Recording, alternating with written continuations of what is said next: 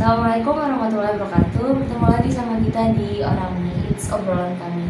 Di kesempatan kali ini kita bakal membahas teman-teman sama itu parenting.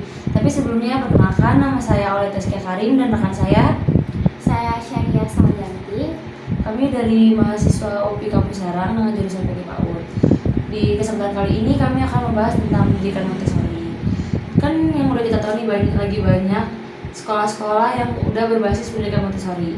Menurut Syariah sendiri, apakah orang tua dari anak-anak yang berpendidikan yang disekolahkan di sekolah Montessori memahami prinsip-prinsip dasar Montessori itu sendiri? Kalau menurut saya sendiri terkait apakah orang tua sudah memahami gitu ya terkait prinsip-prinsip pendidikan Montessori gitu. Sebenarnya pertanyaan itu juga masih menjadi pertanyaan gitu untuk kita semua, apakah orang tua sudah memahami gitu. Terkait pertanyaan tersebut juga saya sudah membaca salah satu artikel yang berjudul To What Extent Do Parents of Montessori Educated Children Do Montessori at Home? Preliminary Findings and Future Directions. Artikel ini itu ditulis oleh Jill Cowles dari Ball State University.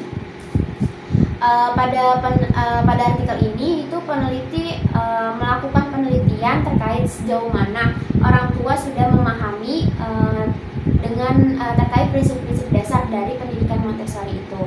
Pada penelitian ini juga peneliti gitu melakukan penelitian kepada 30 orang tua gitu yang menyekolahkan anaknya di salah satu sekolah swasta yang berbasis pendidikan Montessori. Penelitian ini itu mencakup beberapa pertanyaan yang diajukan kepada orang tua tersebut gitu. Tujuan dari penelitian ini bukan untuk menguji, melainkan untuk mengetahui dan apakah orang tua sudah memahami gitu terkait prinsip-prinsip dasar dari Montessori gitu. Dalam penelitian ini juga dijelaskan bahwa hasilnya sebagian orang tua gitu sudah memahami terkait dengan prinsip-prinsip dari pendidikan Montessori gitu. Namun ada beberapa orang tua juga yang belum mengetahui dengan baik terkait pendidikan Montessori.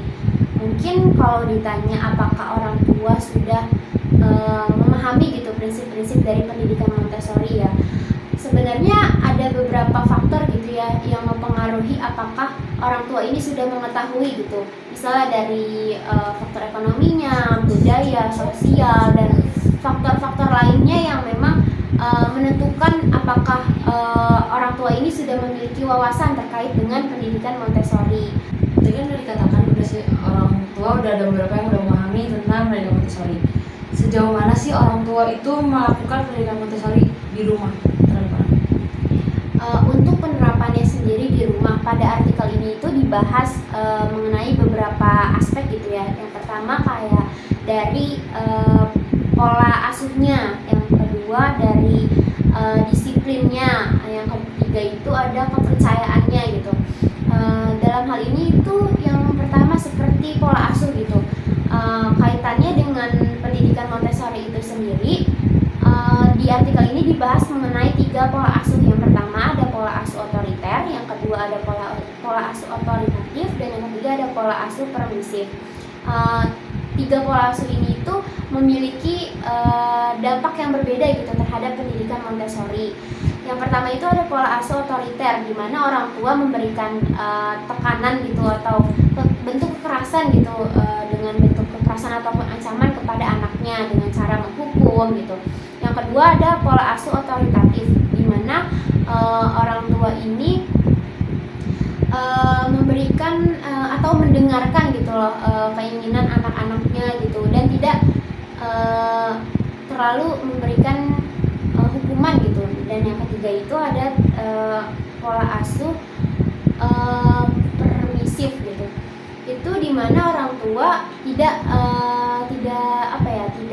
begitu prihatin atau perhatian kepada anaknya gitu, atau melalaikan atau mengabaikan anaknya gitu. Seperti gaya pengasuhan gitu yang dijelaskan dalam artikel ini itu, gaya pengasuhan yang diterapkan orang tua itu memiliki dampak kepada pendidikan Montessori yang dilakukan di sekolah anak gitu. Di rumahnya apakah orang tua memberikan pengasuhan yang baik atau otoriter. Hal itu tersebut mempengaruhi gitu pendidikan Montessori anak di sekolahnya gitu. Apa sih keyakinan pengasuhan, gaya dan strategi disiplin yang dimiliki orang tua untuk anak mereka? Iya, untuk gaya pengasuhannya tadi kan sudah dijelaskan ya mengenai pola asuh otoriter, otoritatif, dan permisif. Nah, untuk pendidikan Montessori ini itu mengarah pada pola asuh yang otoritatif, di mana orang tua memahami perasaan anak sehingga melakukan diskusi kecil dengan anak. Dengan hal tersebut juga orang tua mengetahui gitu apa yang sebenarnya diinginkan oleh anak gitu. Selanjutnya tadi mengenai strategi disiplin. Untuk strategi disiplin sendiri pada artikel ini dibahas ada strategi disiplin aktif, disiplin pasif, dan disiplin keras. Disiplin aktif ini itu orang tua melakukan diskusi seperti yang tadi udah disampaikan. Orang tua bisa melakukan diskusi dengan anak.